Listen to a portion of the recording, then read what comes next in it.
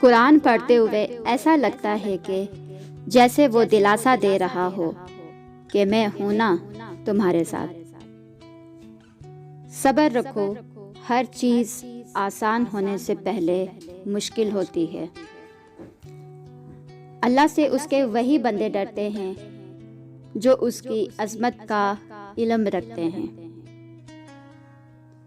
جس نے سکھ میں شکر ادا کیا، اس نے دکھ میں رب کو بہت قریب پایا۔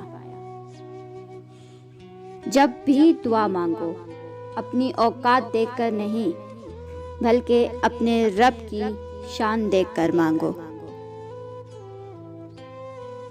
نماز کی تو وہ شان ہے جو روک دیتی ہے طواف کعبہ کو۔